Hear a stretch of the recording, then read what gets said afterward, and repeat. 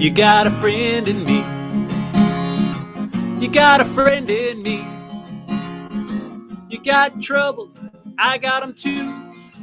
There isn't anything I wouldn't do for you. We stick together, we can see it through. 'Cause you got a friend in me. You got a friend in me. Oh, hey, I didn't see you there. No, I totally saw you there. Hey, welcome to the Speakeasy. I'm your barkeep, Jeff Belanger, and it's nice to be social with you guys. And wow, we just broke into music already. I've been thinking a lot about friendships and how important they are, because now we're kind of cut off from our friends, aren't we? And through technology, we can connect. I feel like this is the next best thing. I'd rather be with you in person, hanging out, having a couple drinks. But if I can't do that, well, I can get together this way. So let me take the guitar off here.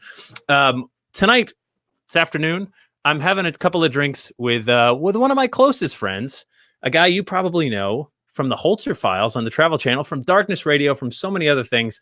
Let's just get him in here and say hi to Dave Schrader. Hi, Dave Schrader. Hey, everybody. Hey, that's you. Dave, what did you bring to drink tonight in the Speakeasy? Well, at first I was considering a little Fireball with some ginger ale because I like Jameson and ginger ale. But a good friend of ours, Eric Folsom, he quickly berated me online and made me feel very small about my ignorance when it came to alcohol. And that Fireball's really good on its own or with something like Angry Orchard. But when marrying it with ginger ale, he wanted to burn me at the stake, which I thought was a little extreme. But I decided to kind of go through my cabinet of alcohols, Jeff, and I've unveiled 3 bottles, and I think I've narrowed it down to what I want. But my first choice was this, my Alien Head vodka. Huh? Oh, I like that. I like that a lot. That's nice. Alien Head vodka, possible. Yep. But then I thought, you know what? This is a classier joint, right? It is. This is the limited edition Crystal Head vodka. Ooh. Yeah.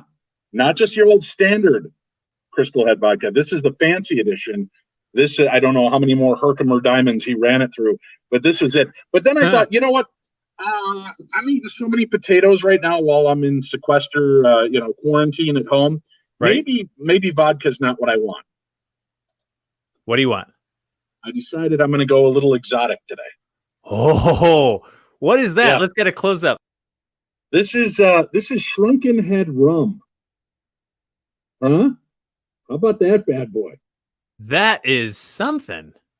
And of course, I got to come with a fancy goblet. Here's my my Dr. McCoy cup. Nice.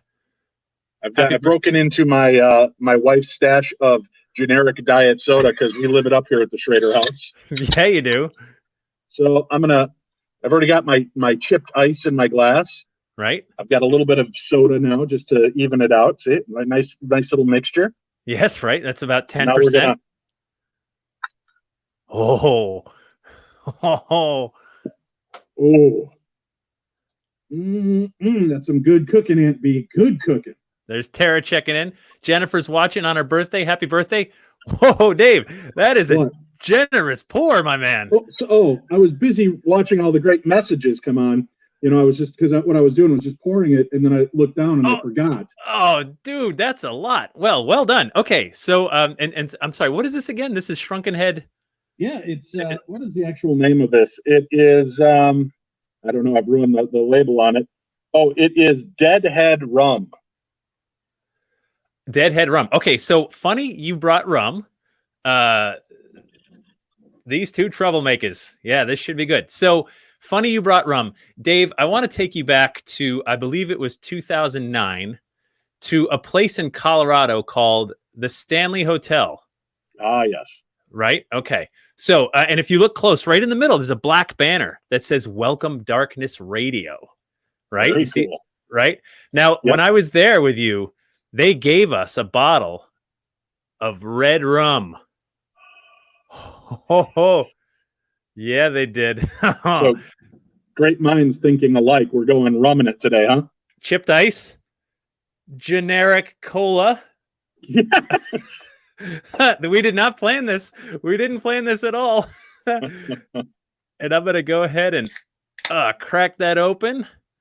And I'm going to do, okay, hold on. Wait, look who's checking in. Hey, do you know who Shane Pittman is, Dave? Just while I pour this, while I get this ready. Yes, Shane Pittman, our good friend from the Holzer Files. You might know him as #PoorShane. Right.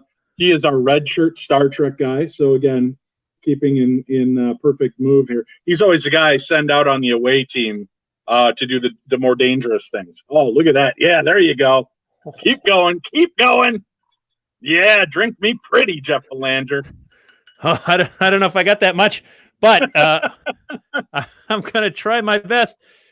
Here's to you, Dave Schrader. Here's to you, Jeff. Love you, man. Mean it. Thanks for doing this. Oh, of course, man. You've become one of the best friends I've ever had, and I appreciate that. And I'm saying that before having a sip of this. I mean, I've got two lines of coke up my nose from heroin, but other than that, I'm perfectly straight. Right. Not true. I don't do coke or heroin. Folks, check in with us. What are you guys drinking here this afternoon? Sunday afternoon. Yes, red rum. Of course, backwards is murder. And oh my God, my mom's watching. What do we do? Should we just kid it? Just kill it now? We got the UK watching. Thank you, Christine. So you know what's funny is we talk about these older memories. Darkness Radio. If you can believe it or not, Jeff, we just celebrated our 14th anniversary. 14 years. And I remember getting started, and in our first year, always looking for great guests. I come across this young upstart author, and I think it was for at least the first year and a half, I could not say your damn last name. Do you remember how much trouble it was? You and everyone else. Belanger, Belanger, any misinterpretation. But I always had fun talking to you on the phone. So when we decided to start doing the Darkness Radio live events where we would go out to these haunted locations, and I was looking for an affordable, entertaining guy, and he wasn't available, I then found you. Right. And even more affordable. Right. So I brought you on to the events, and it was I hate to say love at first sight, but I'm pretty sure that's what you had. Love at first sight. And then I slowly grew to become accustomed to your face as well. Love at first sight. Well, would you really call that love at first sight? I mean, just two guys eating ice cream. That's what I'd call that. Yeah. There's nothing weird about that. There's nothing weird about that. That's just two dudes eating ice cream together. Like, yeah, that's totally normal, right? And one of the tamest photographs we have together. Definitely one of the tamest. And then we started into the matching T-shirt, or not even matching, but coordinating T-shirt phase of our relationship, which escalated quickly. Right. Well, at least we gave options. You got to give us credit. We were willing to give options. Right. You can get with this or that. And usually they chose none of the above. Right. Which there's that. Yes. Good God. People are drinking all over. We've got people in the UK. We've got people in Australia and Southside Chicago. Okay. Southside Chicago. We did another matching outfit, Dave. Yes, we did. A coordinated one. So we were in Chicago for a Halloween event, and we were like, "What do we do? What should we dress up as?"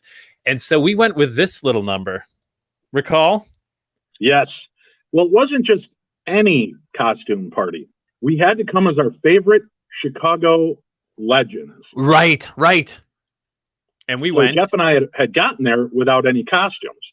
And we were kind of kicking around the idea and trying to think of, well, who exactly? Everybody's going to come in as a gangster, or, they're going to come in as some famous mayor or such. Jeff and I go, no, let's be Mrs. O'Leary and her cow that started the Great Chicago Fire, allegedly. Allegedly. Boom. The cow kicks over the lantern. Chicago burns to the ground. Lots of people die. And that's how we rolled that Halloween in Chicago, which was amazing. And we have so many memories that we can't share because they're awful. And and your mom is watching. And my mom is watching. Look, Gail, we're her two favorite guys from Michigan Paracon. Gail, thank you for liking me. Thank you, Gail. Just a little bit more than Dave. I appreciate that. Oh, look, and that was the first time Jennifer met us when we almost burned down Chicago, which was just fantastic. A lot of Michiganders checking in, a lot of Michiganders. So thank you guys for saying hi. So Dave, let's talk just a minute about the Holzer Files. I'm so proud of you for as long as I've known you. And all these years. Like, I mean, it's I know it's something you've been passionate about, like exploring legends. You and I both got to interview Hans Holzer, which is pretty cool, when he was alive. And so much great stuff. And so let's just talk about Holzer Files. How did that come to be? There it is. It's on the Travel Channel. And congratulations on season 2. Holy cow. Season 2, which was going great until the zombie apocalypse. This is first of all, it's a bittersweet moment because Tim Dennis and I have had an ongoing battle on our radio show for 14 years of what was going to happen first, the zombie apocalypse or the AI robot uprising. And we have a box of Twinkies over this. And now, considering what's going on, I feel like the stakes weren't high enough. And here I am back. Yeah. It's sorry. I was picking my nose when you were full screen there in the interest of full. So the show gets off the ground and you guys are doing some of the old cases that Hans Holzer did. Now, Hans Holzer is a legend from really got started in like the 1950s, 1960s into the 70s. He was making it pop culture before anybody else, right? He was the guy that was going on the news shows and doing all that kind of stuff. And now you're kind of like opening his old files, right? And looking into the game all these years later. Right. We were lucky enough that the Holzer family, spearheaded by Alexandra Holzer, his daughter, had allowed us to re-examine these case files. And the production company that I work with, Painless TV, they also do the Dead Files, which is a very popular TV series, I think in its 14th year on or 14th season on Travel Channel. Yeah, it's been a while.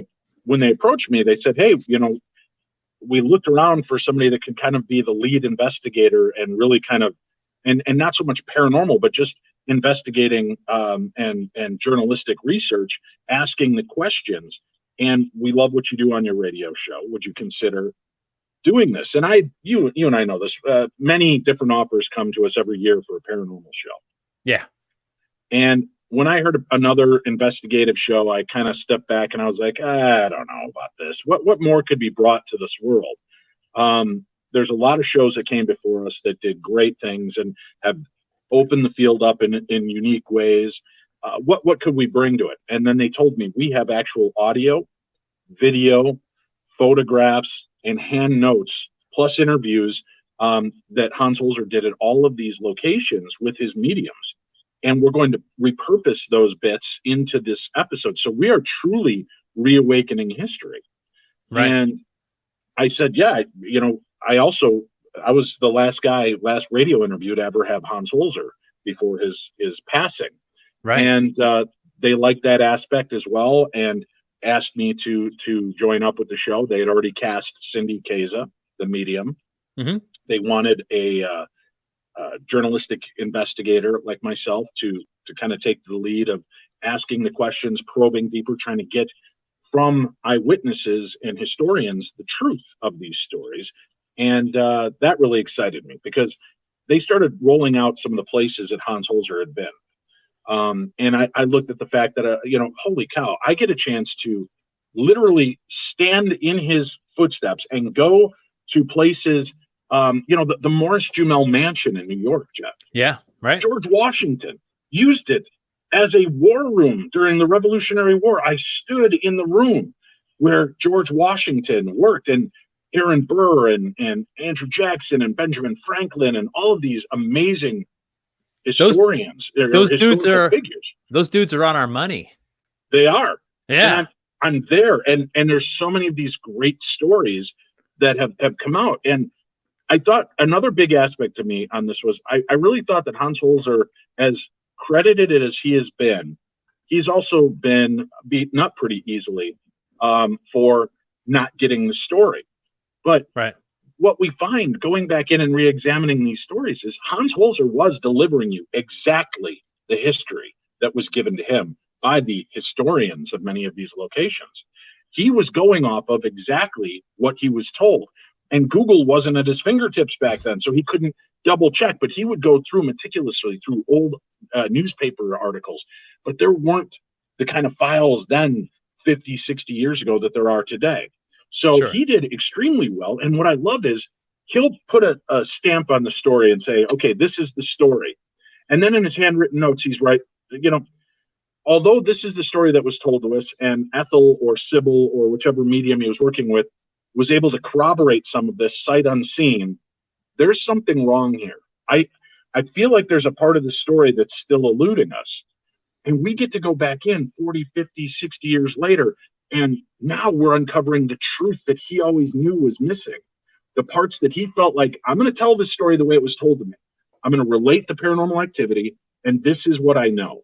And now we're able to take that examination a little deeper, and that's been pretty exciting for me. So it's funny, Holzer is one of those names. When you told me about the show, Dave, I said, dude, no offense to Hans Holzer, he's a legend. I've got books on my bookshelf right over there.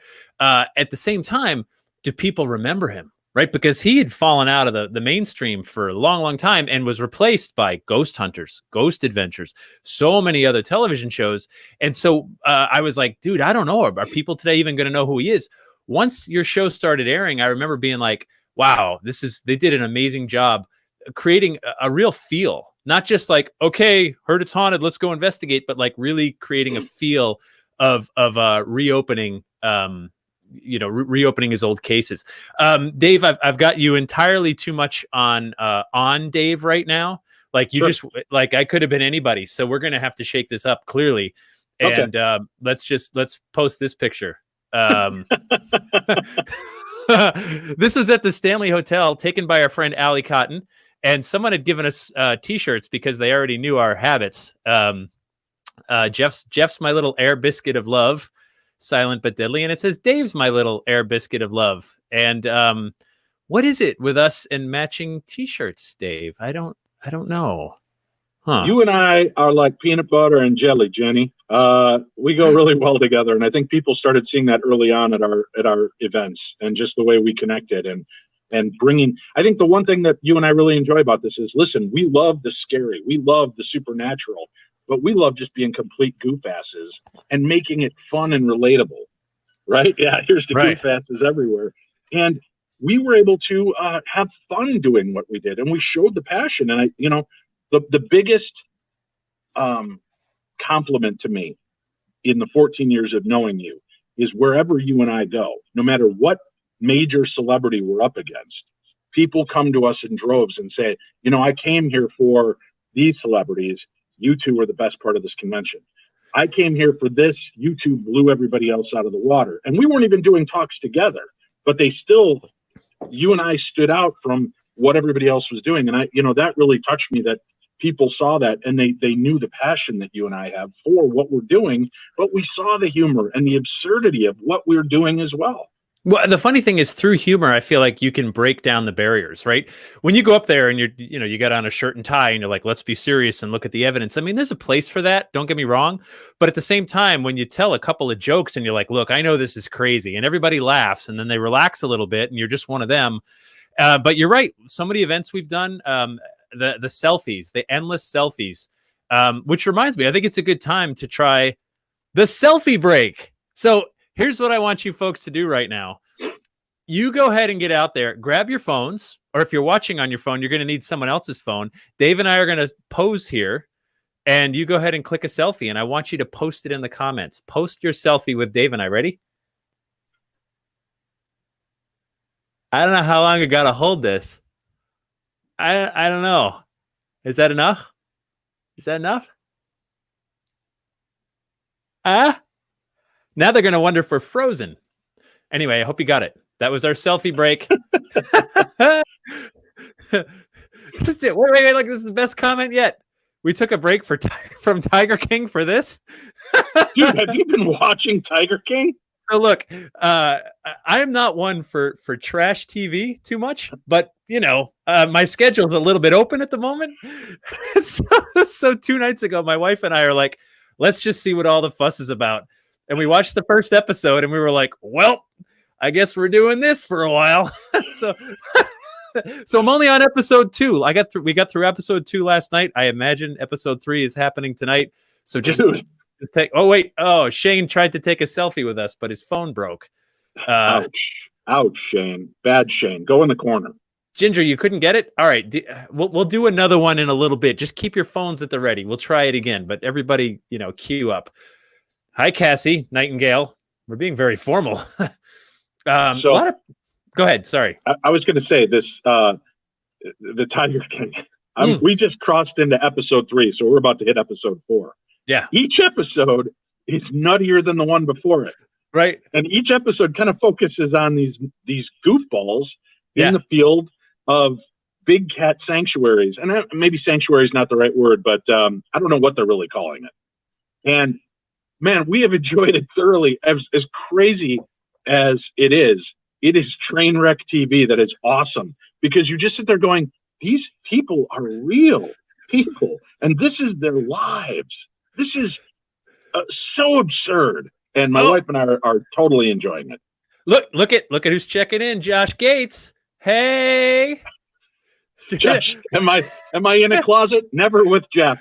Never with Jeff. We've been outed for years. Listen, Josh Gates, thank you for checking in. We should do one of these with you, Josh. And allow me to prove that Dave nor I are in the closet on this. I can prove it to you, Josh Gates. I can prove it to you with a picture. And Dave and I got to pose a picture with Chip Coffey, who makes no bones about his preferences. And so, without further ado, I mean, that says it all. That's pretty much it right there, right? And the longer I leave this up, the more screen grabs people are taking, I think, at this point. And so that's enough of that. Can I share a favorite story? Please. So I host these live events, darkness radio events, all over doing these things. And I started Chip Coffey. We had him on our radio show, and he really blew me away. I got to be honest with you. I was very skeptical of mediums and their claims. Mm-hmm. And especially because all these mediums would tell me, don't give me any information. I don't want to know. Josh Gates gets it. He goes, I don't want to know. I just want, that's what all these mediums say. Don't give us any information. Right. So I get Chip Coffey on our radio show, and I front load it. I can't stop. I front load it, and I only have my friends on the line, so I know if this guy's lying or has a preset call, because it's only people I know on this first episode. This guy is nailing things. There's no way he could know. Yeah. One of them, I got to tell you, he comes on, he goes, I just need you to tell me, and he does a super deep voice at the time. I just need you to tell me who it is you want to connect with. I'm like, well, but I thought mediums don't want to know that. He goes, I haven't got all day, Dave Schrader. We're trying to get in touch with these spirits. If you tell me who it is, I'll connect with them. So the guy's like, my girlfriend who passed away, my ex-girlfriend, Evelyn. And he goes, all right, Evelyn's here. She says, it's time for you to move on. And I'm like, okay, that's pretty generic. And he goes, she's saying that you sit in your car listening to that song over and over on repeat. This guy starts bawling on the air. Wow. And he's like, I do. And he goes, she loves you. You loved her, blah, blah, blah. And I'm emphasizing the deep voice on Chip at this point because he has not publicly let the world know. Right. And that blew me away so much. This whole reading, within a month or two, the producers of Paranormal State reached out to me because I'd met them a few times. And they said, Dave, we need a medium today, because we need to do this case and da-da-da. Who do you recommend? I said, I got to tell you, this guy just blew me away. Chip Coffey, they got him on. He went in and became a huge star from it. And I'm not trying to pat myself on the back of, I am pretty freaking amazing. But he totally got the gig. Amazing. So I start bringing him these live events. Chip comes up to me, and he's got a scarf around his neck. And he goes, Dave Schrader, we have to have a talk. And I'm like, okay. And he goes, there are some bad people in this world, Dave Schrader. And I'm like, yeah, there are. And he goes, and something that I've held very personal and very private is about to go public. And people are going to let this be known. And I just wanted you to hear it come from me first, Dave Schrader. I said, okay, Chip. And he goes, I'm a gay man. And I stood there and I said, okay. And he goes, well, I'm letting you know I'm a homosexual man. And I said, Chip, this wasn't a secret. And he got this huge smile on his face. And I just looked at him and I said, Chip, I love you. And you are amazing. Yeah. And as long as your life is your life and my life is my life, and you're not doing anything that hurts people, I could care less, man. Find love however you find it. And he gave me the biggest hug. And we've been very good friends ever since. And that really kind of sealed the deal for me. But I just thought it was funny. And he's like, and I forgot the one part. Here's his scarf, right? And he goes, Dave Schrader, I'm a gay man. And he flips the scarf over his shoulder. And I'm like, okay. Yeah. Well, we all knew this, but thanks for letting me know. And I thought it was cute that he came out. And I told him, nobody's going to be affected by this, man. As long as, there aren't horrible stories that come with this. And it never affected him. I mean, there's people out there that are going to hate either way, but he's a great guy. Although I will say this about Josh Gates as well. Yeah, go ahead. When he came out to me, it was a total. No. Josh Gates and I, he actually came to a few of our events at the Queen Mary, kind of incognito. I remember. He reached out and was like, "Hey, I know you've got Lauren Coleman, and I really want to hear his talk on sea serpents, and I know you've got this guest. Can I?" And I'm like, "Josh, just come in." And this is before we had officially met. And he showed up and he was very kind and posed for pictures and signed some autographs and then took off.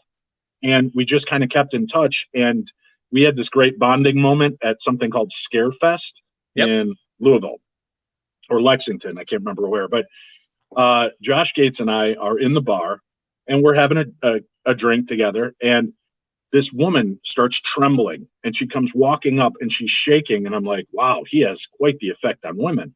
And she goes, I can't believe this.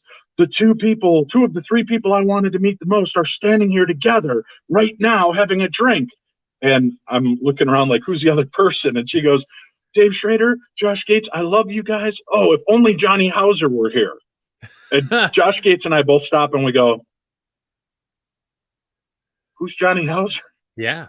And I didn't know Johnny at that point. Right. And she goes, oh my God, he runs the Villisca Axe Murder House. And then within seconds, Johnny Hauser walks into the bar. This woman flips her lid and she goes, can I get a picture with all three of you? And Josh Gates and I look at each other and we're like, hell yeah, you can. So we call Johnny Hauser over. The three of us stood there and took pictures together. And then Dee Wallace from E.T. and the Howling is getting lit up and crawling on the pool table like Tawny Katane in an 80s music video.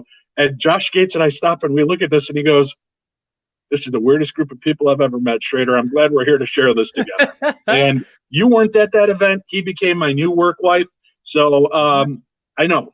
Don't feel jealous though, Jeff. You were always my first. He got sloppy seconds. Yeah, fair enough. So okay, listen, you've been talking a lot and not really drinking, I've noticed. So I'm gonna tell a Chip story while you go ahead and down a few shots there because there's like 12 in the glass. So Chip Coffee, I've known him since I believe, no joke, 2006, maybe 2006, 7, something like that. We met in Las Vegas. Wow, Dave. Okay. So anyway, so every time I'd see Chip, like we'd go months and months without talking or seeing each other. We'd see each other at like one of your events or some other event. And then suddenly Chip just walks. We see each other from across the room. We lock eyes. He walks right up and he'll just tell me like, some outlandish joke. Just whisper it to me and I'll whisper one back. We'll hug and off we go. But the funniest Chip story happened. Hey, someone got some rum in your Coke. Or Coke in your rum. I don't even know. So the funniest Chip story, Bob Murch and I, the Ouija board expert who's done events as well, he and I were, Chip, Murch and I were all at the same airport. I think Philadelphia. It doesn't really matter. So we go through security and Murch and I are flying back to one airport and Chip's flying to another one. And he's like, oh, well, this is where we part. And of course, a reminder, Chip, psychic medium Chip. And so they call Murch and I, they call our plane. They're like, hey, this is, flight, whatever is getting ready to board. And Chip looks at us and he just looks petrified. And he goes, is that your gate? Is that your plane? And we went, yeah, we're boarding. And he just goes, oh, I'm so sorry. I love you both. Good luck. And he hugs and he goes away. And then even funnier, Merch had given me a Ouija board, like an old, like a collectible one, not like the super rare, but one. He's like, I got like 6 of these. You can have it. And I'm walking in because it's too big to go in my carry-on. It's a board game, you know? And you want to get the strangest looks on an airplane? Like walk in with a Ouija board under your arm. Everyone's just like, what are you doing with that? You're not going to use that, right? Like not on the plane. That would be insanity. And so anyway, you get a lot of funny, dirty looks, and that's my chip story. And I'm glad you got a chance to drink. What? Dunkin' Donuts lady. Thank you for the gift card again, Lynn. There you go. So yeah, if you folks have any questions or comments or some stupid story you want to hear us tell, Shane, that's the name of my album, by the way. My my rock album has got that's the title of it. Well done. The Look of Regret. That's the name of your album. It's pretty good. It's pretty good. So you also, I know you even though you're doing the Holzer Files, let's get another shameless plug in, let you go like autopilot for here for a second. You've been podcasting, radio hosting, all that stuff. You've got your True Crime Tuesdays.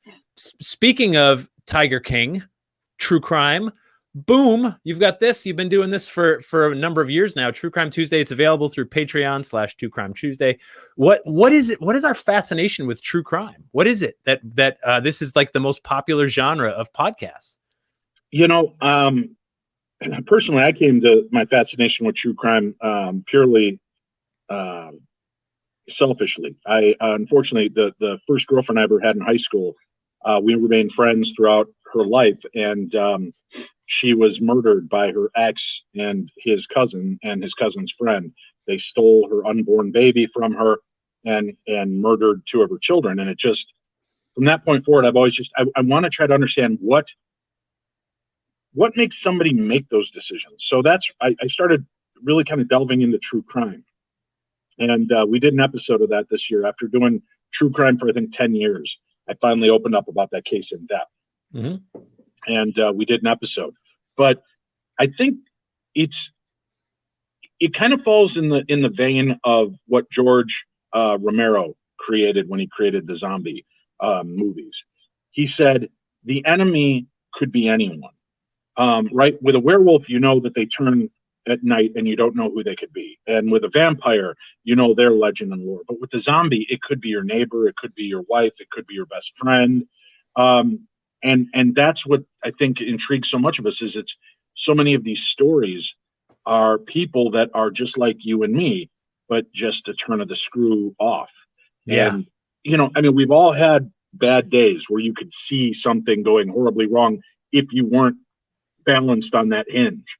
And I think that's what so many people are interested in, is realizing we're never that far away from the dark side as we are from where we are right now in the light. So it's intriguing to people to hear these stories, and then just to see, like the Tiger King's a perfect example, the absurdity of the characters. Hollywood could not write this movie without you thinking, oh right. My God, could they come up with weirder, dumber, more obscure characters? And these are real people. And in these true crime stories, you get to kind of hear these stories play out. And we do that every Tuesday. That was also a happy accident. I got to the point on Darkness Radio where, to be honest with you, it was getting hard to find 5 good paranormal guests, and sometimes 10, because we do 2 a night on our radio show. And I thought, you know, there's some paranormal true crime stories, and we started dropping those in, and we'd watch our numbers explode.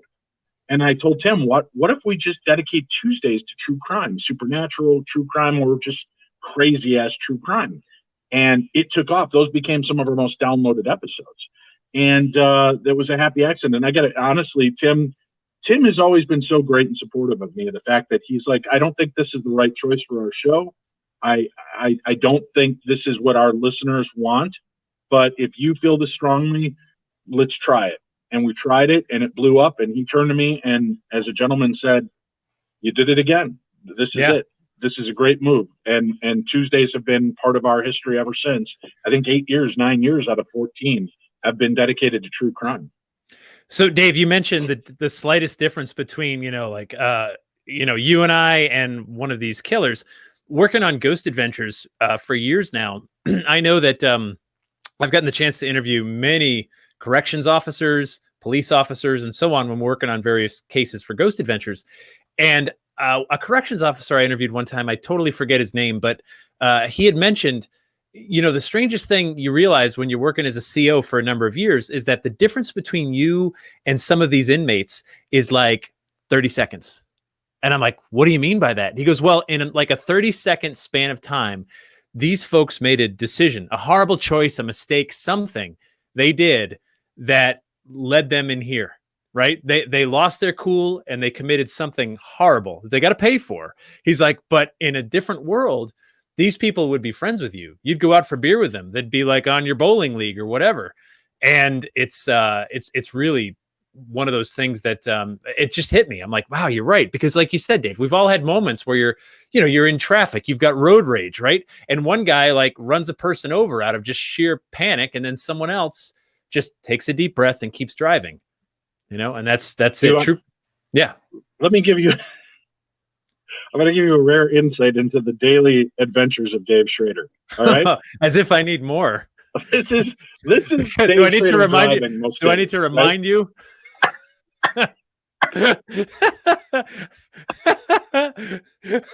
This is any given day Dave Schrader driving pre-apocalypse, right? Yeah. Wake me up before you go to planet da-da-da-da. What the is wrong with you? Jesus, use your blinker for God's sakes. Wake me up before you go.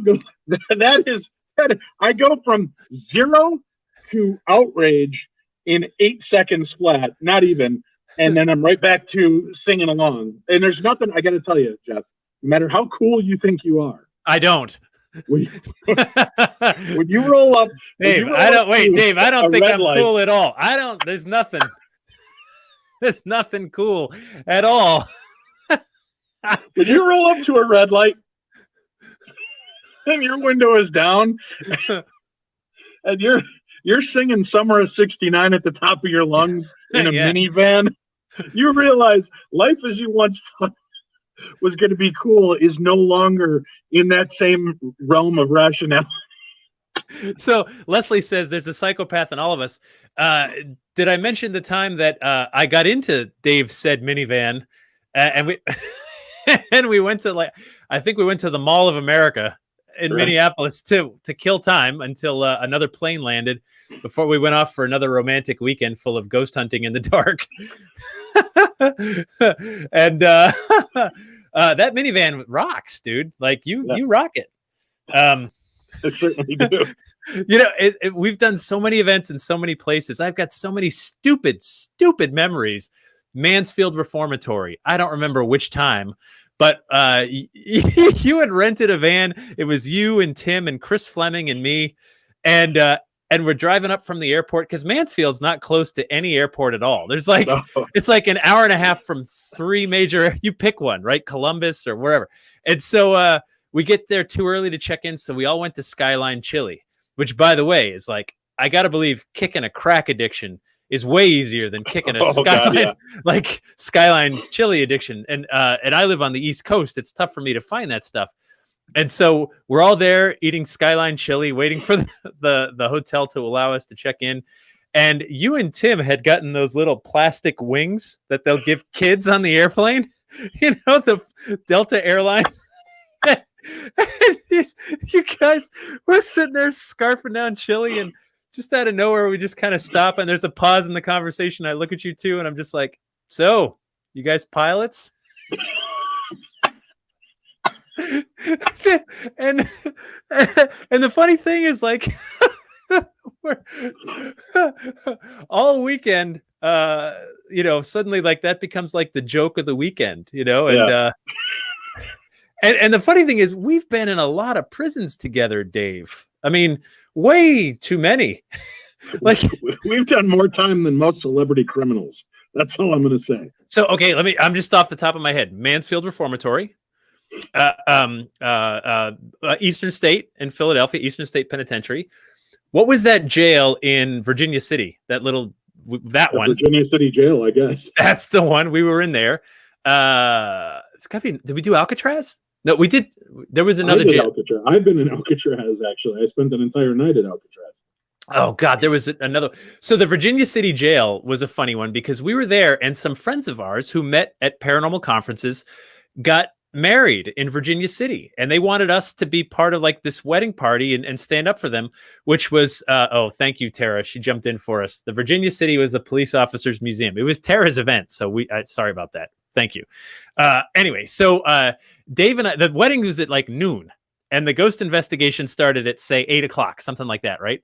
So from noon to like 3, it was an open bar, and Dave and I at an open bar, we're going to do some damage, right? So, oh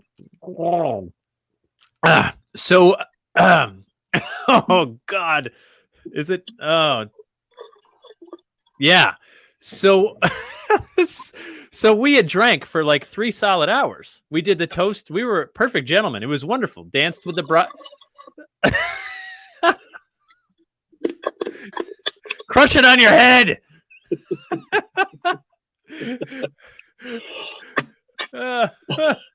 And so we were there, and then like we got back to the hotel, and we had like a couple hours, and we were like, oh man, we're wrecked, and we got to do this thing from like 8 p.m. to 3 a.m. And so we started the night, and it was going okay because we're pros, and so at some point it's like 3 a.m, and we were drunk and then sober, and then it's like, and you and I are standing there, and there's these jails. There's like 3 cells or 4 cells up top and 2 or 3 on the bottom. And I'm like, Dave, come here.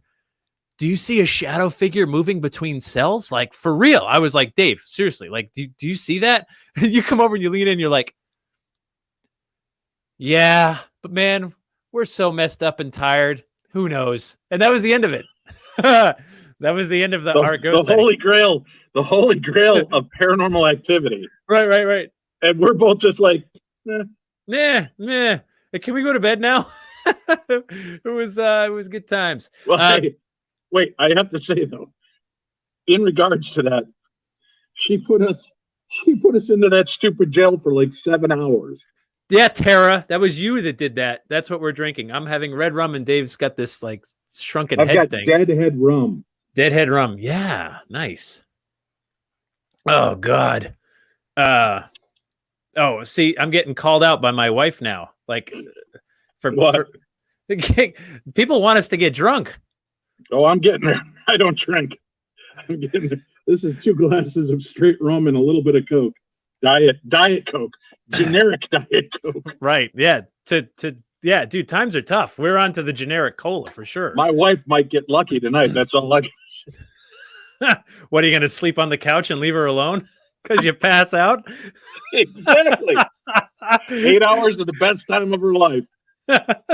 Uninterrupted sleep. Oh, it's so good. Dude, oh, I miss you, Dave. So, the crazy thing, you and I were supposed to be together this weekend.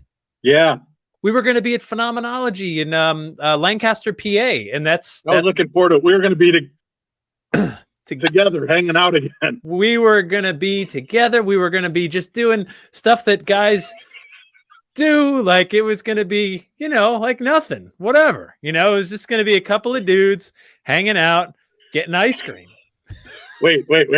Speaking of your wife, I got to tell everybody. Oh, no. One time I made it to Massachusetts. For 2 hours, the most uncomfortable situation of my life. After like 10 years of doing live events together, I finally got to meet the wife. Right. And then 2 of us are just like, Jeff opens the door, he's like, come on in, we get a big hug, and she walks around the corner, and the 2 of us go, you. But she was delightful. She made a great dinner that night. Yes. You, me, and your daughter made one of my favorite videos of all time of, what was it? If you're happy and you know it. Yeah. So that's one of my favorite memories, but it was just so surreal to be in. And I got to tell you, folks, his house intimidated the out of me because I'm nothing more than an 8-year-old boy stuck in a fat old man's body. My house has like AC/DC posters on the wall, mismatched walls, I bought like all my furniture at Goodwill. Jeff's house looks like it's out of the GQ and Better Homes and Gardens. And I go in there. This place is decked out.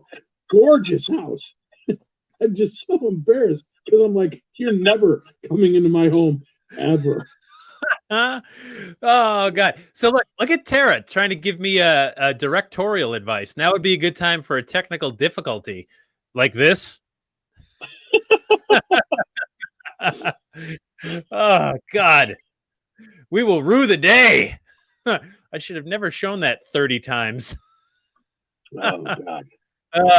Well, thank you, Allie. I'm glad this is the best speakeasy ever. We don't ever card anybody. And we just, there's no ID, there's no nothing. We don't have. You want to know a funny story regarding that? Okay, go ahead. So this is Tim and I. When we first met, we were going to college together in Winona, at Winona State. Yep. And we worked at a bar, Max's. And Tim was the DJ. I was the lead bouncer. And wait. Don't bury the lead. Hold on a minute. wait.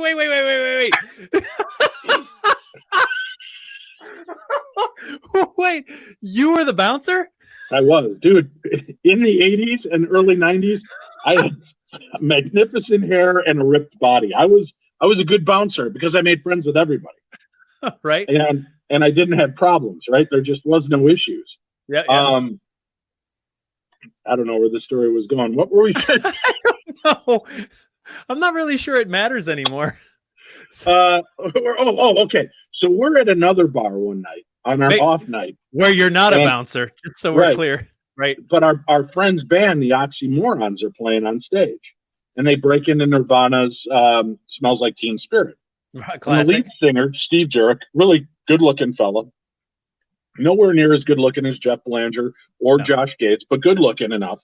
He's leading it, and he's kind of flirting with this girl in the front row. And all of a sudden, this jock, this football guy, just reaches up and grabs him and yanks him off the stage, the lead singer. Right. So I snap into bouncer mode, even though it's not my bar. Right. And I go flying over and I clothesline the guy and I drop him to the ground. And I'm like, dude, you're a football player. Think about this. You're going to end up going to jail. You're going to ruin your career. And I'm talking, all of a sudden, sparks fly and I just see a flash of white. And I really didn't know what happened. And I keep trying to talk to this guy, and all of a sudden, sparks fly and a splash of white. And I'm like, what the hell is happening to me? And I look, as I got this guy down, I look up over me and his buddy's above me, kicking me in the top of the head. Okay, so that's the sparks of light and white light. I look back. This guy's got his leg up, ready to rear to kick me again, and I see this giant bear claw. This giant bear claw go between the guy's legs. Tim is behind him, reaches up and grabs him by the balls and lifts him in the air. This guy's face does this. Tim lifts him in the air and backs him up. Wait, it was like a slot machine. Wait a minute, Dave. So wait, this guy's kicking you in the head? Wait, me in the head. Hold now on. You know what happened. Wait, is that technically a hate crime?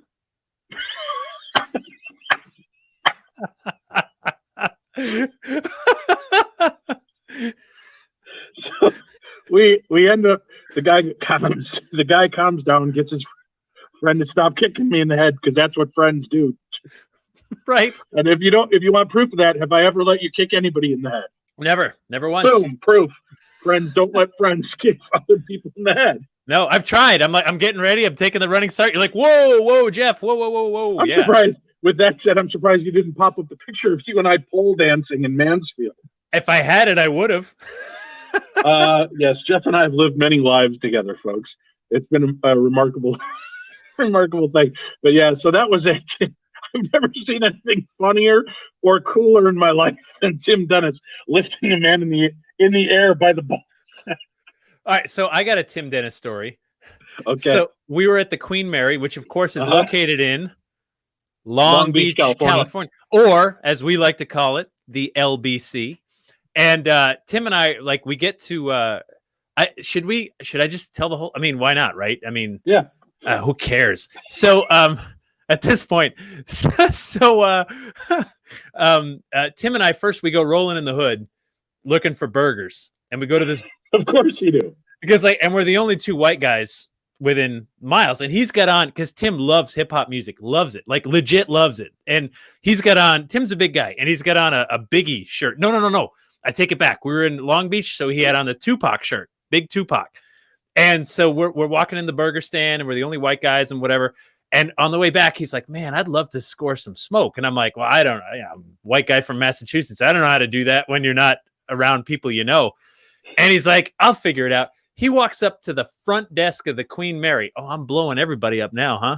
Anyway, goes up to the front desk, approaches an employee, is like, "Where can I get some weed, girl?" And she's like, "Well, just meet me in your room in like 10 minutes. I'll bring some." And I was like, how does that?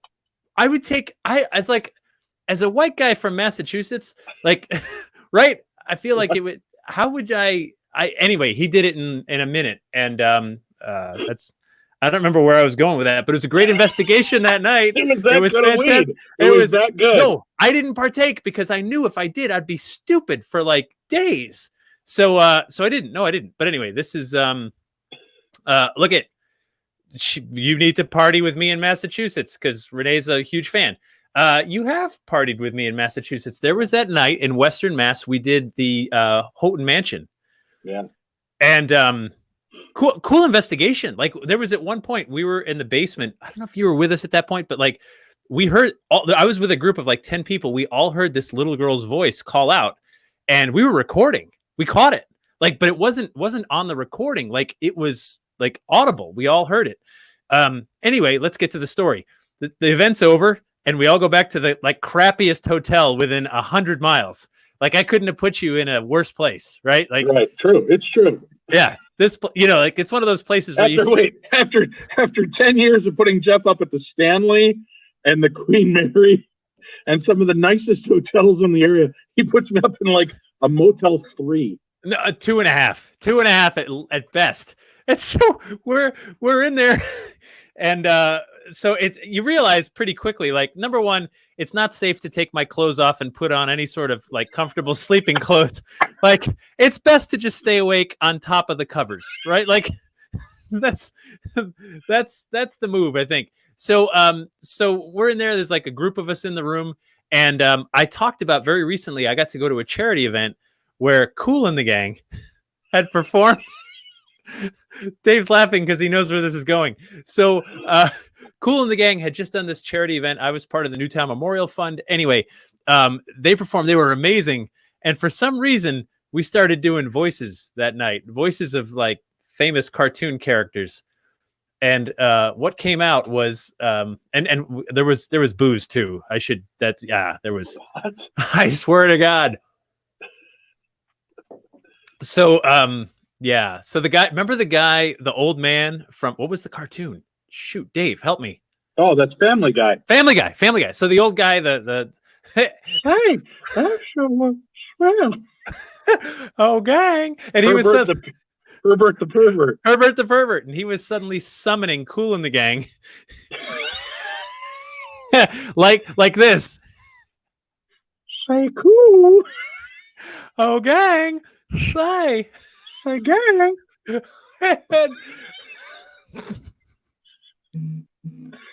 And you're getting text messages on your phone. I know. And they're asking if I'm high right now talking to you. No, he's not high. My glasses are fogging up. I do sleep 4 feet above the covers because whatever. That's how I roll. So we had Kool and the Gang, and then Dave does a remarkable Homer Simpson. I don't know if you're in the mood or not, but I've had you call my daughter's a crazy Simpsons fan, and I was like, hey, Homer Simpson's gonna call you, and so I would call Dave and I'd be like, Dave, do the Homer thing and just talk her through it. And Sophie was younger then; she's loved the Simpsons, and she was like 5. So I hand the phone to Sophie, and Dave goes, I can't do it. I'm too drunk to do. How bad is it that you're too drunk to do Homer Simpson? That should be like the dumbest down voice you've ever done. Yeah, hey everybody, this is Homer Simpson, and I'm just calling to say hi, Sophie. And I hope you're doing well. She thought, she's like, oh, it's the real Homer Simpson. It was a great day. And then you drew when you were here for dinner that one night. You drew on my glass. You're quite the little artist, like better than me anyway, which isn't saying much. That was a picture of a dick. I don't know if that's really an artist. Although your wife was impressed, I'm going to say.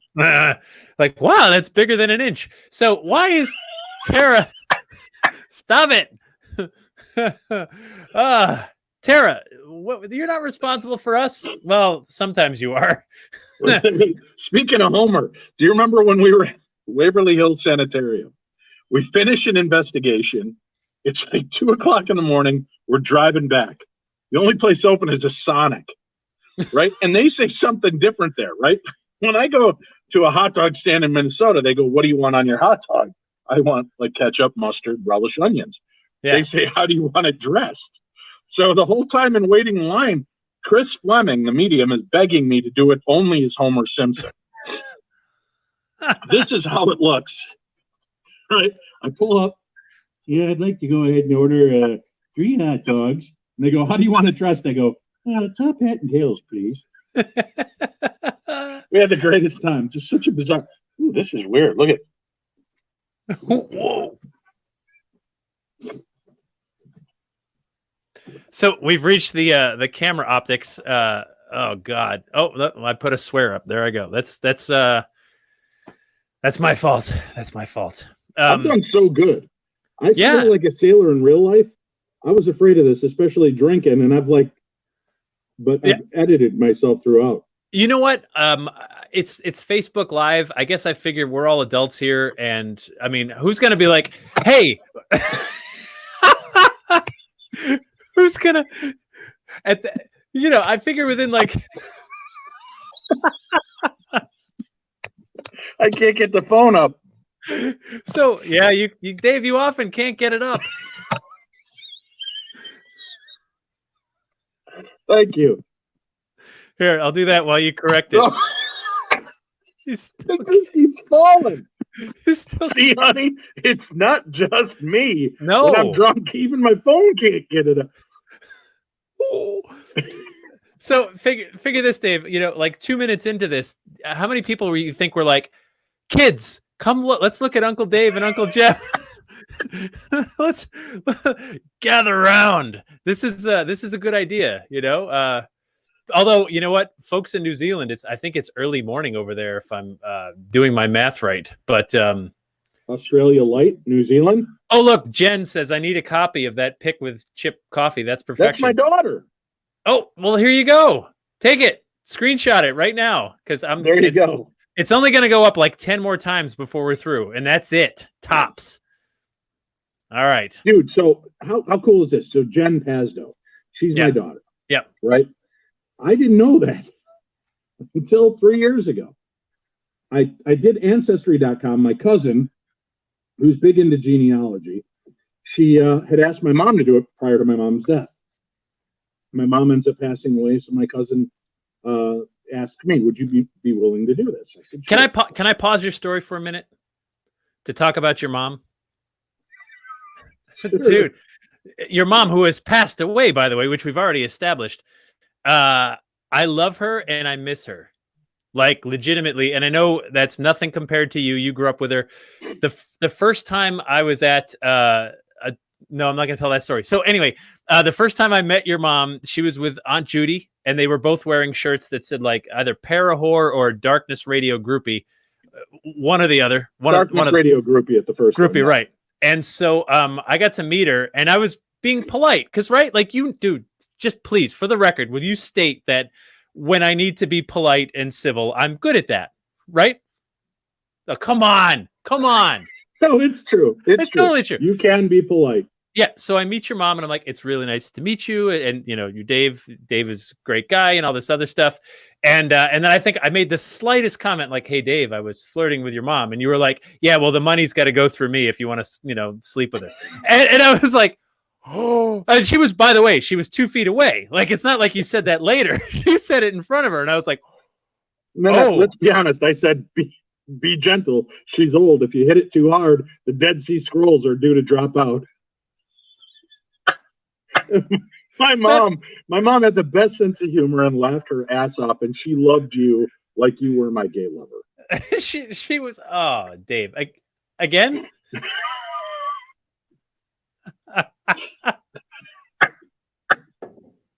I can't do this anymore.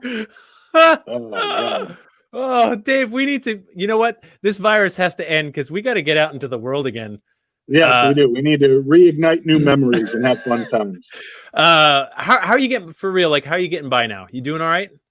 I've eaten 3 of my children.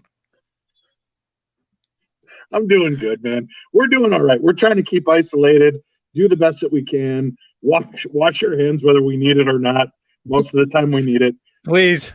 Yeah, we're just doing what we can. And we, that's why when you said, would you do this with me? I'm like, there's nobody I'd rather do this with than you. Have some laughs. Hopefully the audience laughed along with us on all of this and we'll have a good time.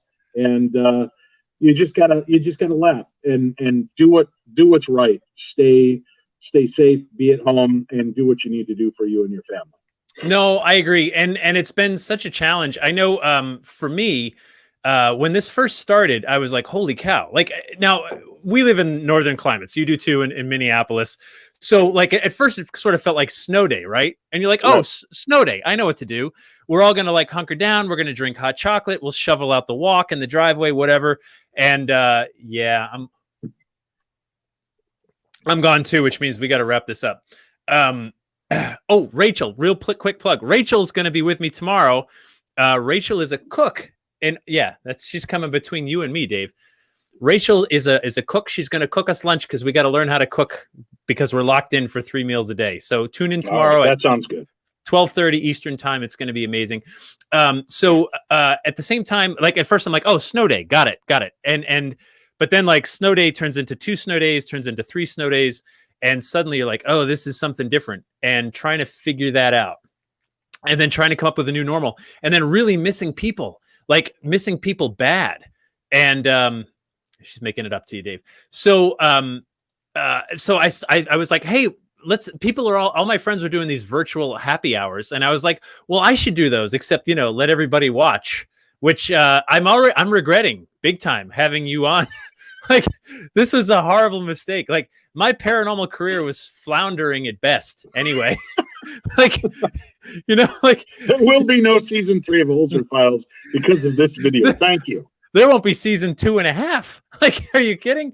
I don't think there'll be season 2 of, the Speakeasy. And so at the same time, I started doing this and I was like, man, I love connecting. And I want to do more of them because it's just, I know it's not the same as hanging out in person, but at the same time, it's really cool to feel connected to you guys. And one shameless plug, tips are accepted. I'm going to keep doing these things. I'm trying to do them like every other day. Just talk to different people. We're going to have musicians and all that other stuff. If you want to send a tip, Venmo tips are accepted. There's the address if you want to do that. And oh, wait, Dave, before I let you go, I kind of feel like maybe we should give people an opportunity for one more selfie. Okay. And also for you folks watching, when future one of these, share them, post it, share it, because the more you share them, the more people can see them and we'll all get involved. We'll all have some fun. And I just want it to feel social. We're not going to do like hard hitting interviews. It's going to just be goofing around and drinking red rum, or what do you got there? Deadhead Rum. Deadhead Rum. More. It's empty. Yeah. So is my red rum.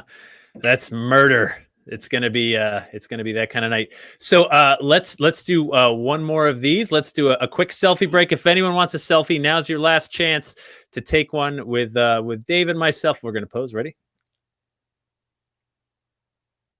That's not a selfie. Oh, well, you got to turn the other way. Way. So that way we're facing each other and they can get in between us.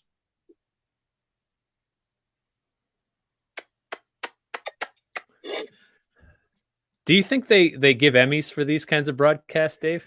They should, especially for this one. But dude, anytime, let's do this again because this was a lot of fun. And you and I, this is it. But I got to tell you, folks, honestly, in all the world of 14 years of doing this radio show, this is one of my favorite guests. He's always got something. He's interesting. He's fascinating. If you haven't listened to his podcast, New England Legends, you should. As a matter of fact, it's so good. I include it in our Darkness Radio app. If you go to your iTunes app, Store or Google App Store and you get Darkness Radio, you'll see it because it's got this logo. Yeah. I can't even put it in there. It's got my skull in the microphone. Download it for free. You can hear all of Jeff's podcasts because it's that good. And they give you great insight to some of the best legends in history. And truly one of the greatest guys you're ever going to get a chance to meet. So keep watching. Tag yourself, whatever you need to do to make sure that you never miss an episode of the Speakeasy with Jeff Belanger. And I don't say that easily. This guy has earned every ounce of respect that he's got coming to him. He's worked behind the scenes on Ghost Adventures for every episode since the very first episode on Travel Channel. He has been there at every one of the Darkness Radio events. And believe it or not, it's hard to believe, but in 2012, December of 2012 was our final Darkness Radio event. And when and if this cloud lifts, we're going to bring back Darkness Radio events, and Jeff Belanger will be the first guy I book because this is the guy. He is one of my best friends, and I love this guy with all my heart. Dave, I don't know how to follow that up, but thank you. You are one of my best friends. Friendships are so important. We got to maintain them. However, we got to do it, whether it's phone calls, text messages, social media, whatever it is, connect, reach out. Photos. Yeah, if you could just slow down sending them to me, you don't have to stop. Like, I don't need you to stop, but like maybe 3 a day. Like we could cut it back to. You got to be impressed with the fact that I keep finding sombreros that small.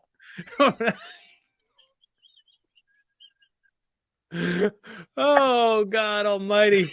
So, folks, I think the only thing I can do at this point is leave you with this. And this, and yeah, and that's all I got. Dave, thank you. I love you. Thank you all. I love you too, buddy. Thank you for the friendship, everybody. Thanks for having some drinks with us tonight. And we'll do it again very soon. Tomorrow, join me for lunch with Rachel Zierzo. It's going to be amazing. I went to high school with her. She's like this amazing chef and going to teach us how to cook better meals while we're stuck inside tomorrow at 12:30. I've got a guitar lesson coming up later this week with John Judd, who does the music for New England Legends, and all kinds of other wacky guests. And I imagine Dave will probably be back on every night, probably at this time. Because like it's like, hey, Dave, how's your schedule? You're like, yeah, Monday's clear, Tuesday's fine, Wednesday, yep, that's good too. So anyway, all right, love you guys. Check out Thank our you. show though every weekend. Darkness Radio, the best in paranormal talk radio, 14 years long. True Crime Tuesday every Tuesday. You can get all the information on all these shows at darknessradio.com. And for those of you bored at home, check out Travel Channel or get the Travel Channel app and watch the Holzer Files, which proves I haven't drank nearly enough of the rum in this bottle because I'm still able to recite all of that by heart. See but that? Most importantly, get Jeff Belanger's books online, rate and review them because that helps push them up into the ratings so that people know more about Jeff Belanger's books. And if you haven't heard Jeff Belanger's amazing show about I love you. I love you, my best I'm a friend. big fan. I love you so story. much. Then you got to check it out. All right, y'all. Thank you. Peace. Stay well. Be healthy. Sober up.